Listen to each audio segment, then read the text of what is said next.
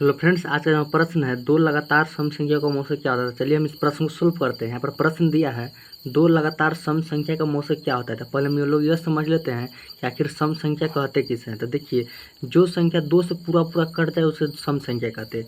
जिससे दो एक सम संख्या है, चार एक सम संख्या है, छः एक सम संख्या है, आठ एक सम संख्या है। ऐसे ही क्या है, अनंत है, सम संख्या अनंत है। जो संख्या दो से पूरा पूरा कट जाए वो क्या है, सम संख्या है। जैसे ये सम संख्या दो को अगर दो से काटिएगा, दो को अगर दो से भाग दीजिएगा तो क्या होगा, एक मरतबे दो कट गया। चार को भी भाग दीजिएगा कितना से, दो से, तो दो दूना चार कट जाएगा। मतलब जो संख्या दो से, कोई भी संख्या अगर दो से कट जाता है तो वो सम संख्या कहलाता है।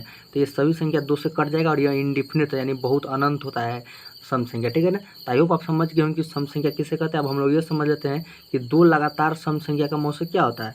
तो हम यहाँ पर दो लगातार सम संख्या लिख लेंगे। ठीक है ना। तो लिखेंगे पहले हम लोग सम संख्या। दो लगातार सम संख्या कौन कौन हो सकता है, दो हो सकता है, चार हो सकता है, एक नहीं हो सकता है। एक दो से नहीं कटेगा। ठीक है ना। जैसे दो से आप एक में भाग दिएगा तो दो से नहीं ना एक कटेगा, पॉइंट में आ जाएगा। और यहाँ पर कह रहा है सम संख्या की ऐसी संख्या जो दो से पूरा पूरा कट जाए।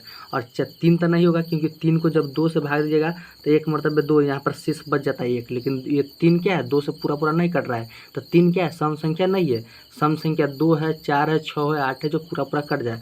तो देखिए, दो लगातार सम संख्या दो हो गया और चार हो गया। अब ये इसका क्या कह रहा है निकालने के लिए, मौसम। तो मौसम निकाल देंगे, मौसम यानी HCF। ठीक है ना।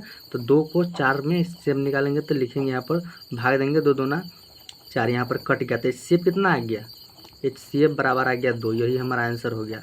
तो हमेशा याद रखिएगा, दो लगातार सम संख्या का मौसम क्या होता है, तो हमेशा दो ही होता है। ठीक है ना।